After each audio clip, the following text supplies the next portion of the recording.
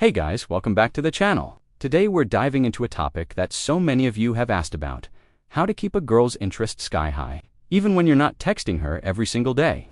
In our hyper-connected world, it's easy to think that constant communication is the key to a strong connection. But what if I told you that less can actually be more? It's not about playing games or being distant. It's about building a genuine high-quality connection that doesn't rely on 24/7 digital validation. This approach builds anticipation, shows you have a life of your own, and makes your interactions far more meaningful. Stick around, because by the end of this video, you'll have a powerful new mindset and a set of practical strategies to create a more attractive, confident, and magnetic presence both on and off the phone. Let's get into it. First, let's crush a common myth. The myth is that if you're not talking to her every day, she'll forget about you or lose interest. This comes from a place of scarcity and insecurity. The truth is, high-value, confident people are busy. They have passions, goals, hobbies, and a full life. They aren't glued to their phones waiting for a text. When you embrace this mindset, you naturally become more attractive. Your time is valuable. Your attention is a gift, not a given. The goal isn't to ignore her, it's to make every interaction count. Think quality over quantity. One amazing, engaging conversation once every couple of days is infinitely better than a dozen boring "hey, what's up" texts scattered throughout the day. This shift in perspective is the foundation for everything we're about to discuss. So, how do you actually do this? The first key is to make your texts memorable. When you do decide to reach out, don't just send a generic "how are you?" That's the fast track to a boring, dead-end conversation. Instead, make your text stand out. You can do this by referencing a past conversation. For example, if she mentioned she had a big presentation, you could text, "Hope that presentation went amazing today. I bet you crushed it." This shows you listen, you remember, and you care. Another great way is to share something interesting or funny from your day.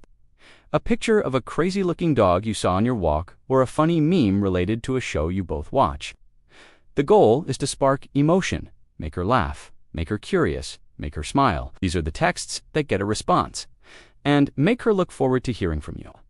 The second major strategy is to use texting for its primary purpose: logistics. Texting is an amazing tool for setting up dates, not for having the entire relationship over the phone. Instead of endless back and forth, guide the conversation towards meeting in person. When you have a good little chat going, be the one to say, "I'm really enjoying this, but I'd rather tell you about it in person. Are you free Thursday night?" This is incredibly confident. It shows you're direct, you value face-to-face connection, and you're a man of action. It cuts through the noise and moves the connection forward in the real world, which is where true bonds are built. This also naturally creates space between texts because your focus is on the next in-person meeting, not the next message. Now, let's talk about what to do when you're not texting. This is just as important as what you do when you are. You need to actually be living an interesting life. This isn't about faking it, it's about genuinely investing in yourself. Go to the gym, learn that guitar riff you've been putting off, work on your side hustle, hang out with your friends, read a book. When you're passionate and engaged with your own life, two things happen. First, you're genuinely less available to text all day, which naturally creates that space we've been talking about. And second, when you do talk to her, you have exciting things to share. You're not just asking her wid. You're retelling her about the cool new climbing route you just conquered, or the hilarious story from your weekend trip. This makes you a more dynamic and interesting person to be around. Your life becomes the source of your attractiveness, not your texting speed. Another powerful tool is the art of ending the conversation first.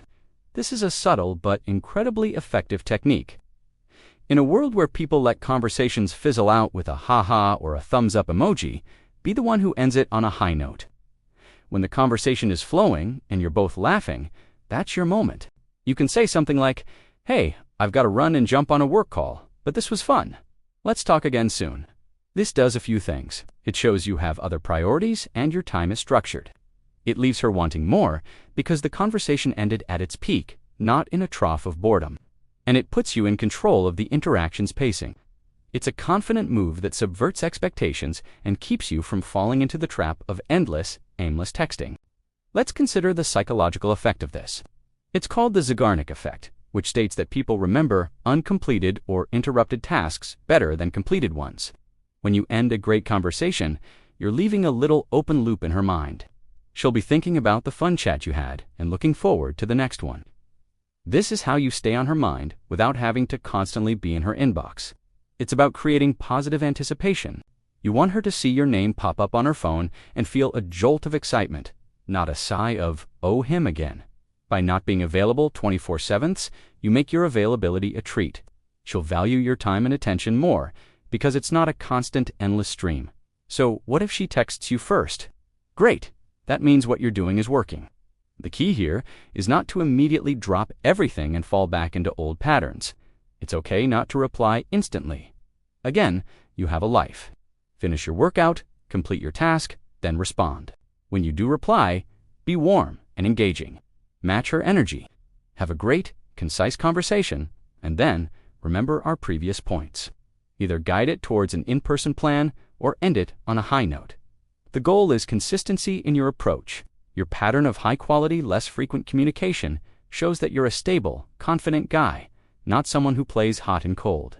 It demonstrates that your communication style is a reflection of your busy, fulfilling life, not a game you're playing. Let's wrap this all up into a clear action plan. Step 1. Change your mindset. You are a high-value person with a full life. Your time is precious. Step 2. When you do text, make it count.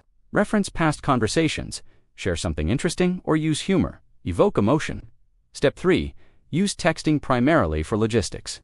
Be the one who confidently suggests moving the connection into the real world. Step 4. Live a life worth talking about. Invest in your hobbies, goals, and friendships. This is your foundation.